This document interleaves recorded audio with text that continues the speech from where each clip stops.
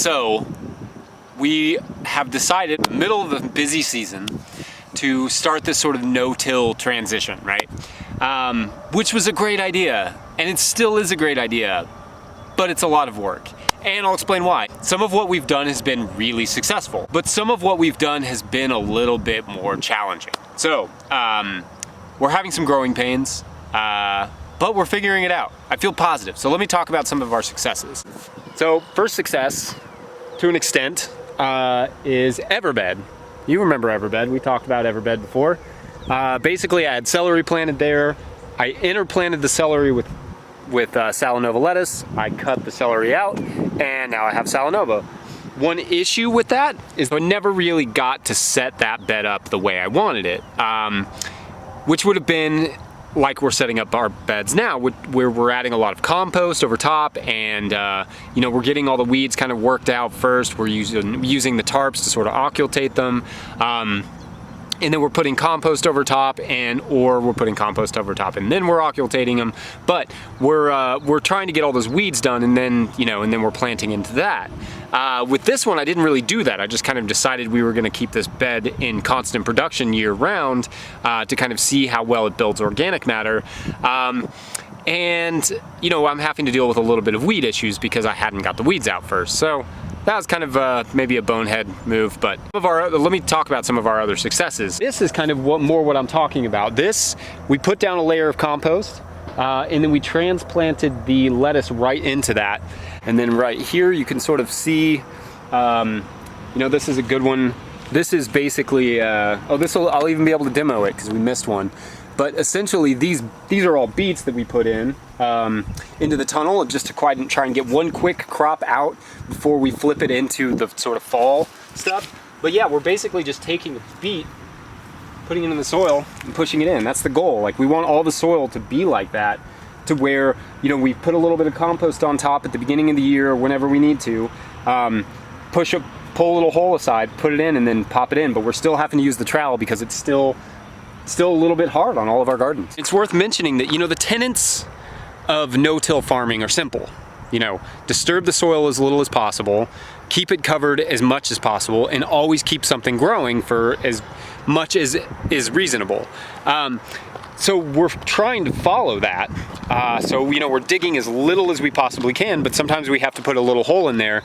And ultimately, by using more compost and kind of keeping the plant matter in there, we're hoping to sort of work up the soil so we don't usually have to do that. That'll help kind of to make it more pliable and easier for us to get into. So this is maybe another success, and it's still in progress. Like, that's all garlic that's gonna come out next week. These are all onions. They've got about a week and a half. But we started interplanting those onions with this squash here, and that's all winter squash. So we basically took the onions that were in there, lightly cleaned the surface, added a bunch of compost, and then just took a trowel and put the squash in there. So that's kind of how we've been planting our beds, and the transplants make a lot of sense. Where we're running into problems challenges is when we're trying to direct seed something. So without that texture of the soil, that sort of grippy texture that you think of when you think of soil, we have this compost that's kind of, I'll show you, it's a little bit mulchy. And you can see we seeded some kale in here, and it's coming up really thin. We wanted it more like a baby kale. But so far, and it's still coming up, but it's coming up really thin. And we never felt good about it. It wasn't quite hitting that texture that we want.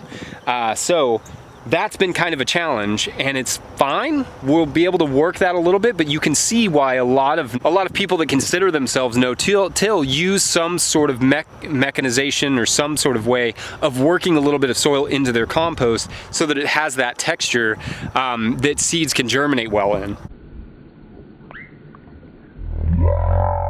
We sort of lack that by just doing it straight into the compost, but I'm seeing a fair amount. We'll just see. This one is kind of an experiment. We've also got one with carrots where we did a sort of side-by-side. One we lightly worked with a harrow, We worked all the compost in just lightly with the harrow, maybe half an inch into the top of the soil, and the other one we didn't work at all. So we sowed both of those to carrots. We've had some good rain this week. They should germinate well. The temperatures are great right now, so we'll see. We'll see. That'll be a big experiment. But otherwise, we feel really good about it. I think that this whole process has kind of felt a little bit like starting a whole new garden in the middle of our garden. That's what it feels like. Like when and it's funny too, because I feel in a way that you get a little bit of a punishment from the tillage. Like you're having to deal with things that you never really personally have to deal with, like some sort of hard pans and stuff, things that you never physically have to deal with when you run machinery through it, because the machinery is doing all that work that now you're having to do. So when I'm sticking a trowel into where those onions were or something, and I'm noticing that there's a little bit more hard pan than I thought there would be, the reality is that that's probably how it always is when you till.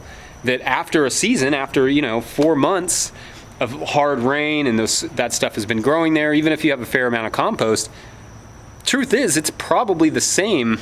It's probably always a little bit hard like that, and I just never really noticed because I just would take the harrow back in there. I'd put a little compost down, take the harrow, and I wasn't tilling very heavy, but I was tilling enough that I wouldn't notice that hard pan. And it's not even a hard pan, it's just harder soil. It's just hard for roots to get through.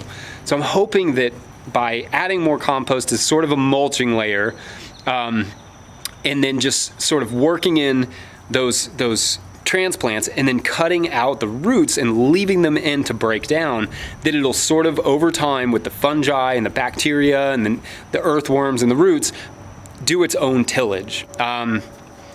Yeah, so anyway, that's the goal. That was a little bit of a rant, but that's sort of where our brains are right now and where we're getting really excited. This sort of no-till transition's got a lot of nuance to it, which is exciting, but it's a little bit challenging, especially in the middle of a growing season that you're already used to doing it one way and you're trying to do it an entirely different way. I really am happy to have the crew that I have because they've been so willing to go along with my whims. But anyway, if you guys like this video, please like this video. Also, make sure to hit the subscribe bobble when it pops up. Leave a comment, leave a question. We'll see you guys next week. Thanks for watching. Bye.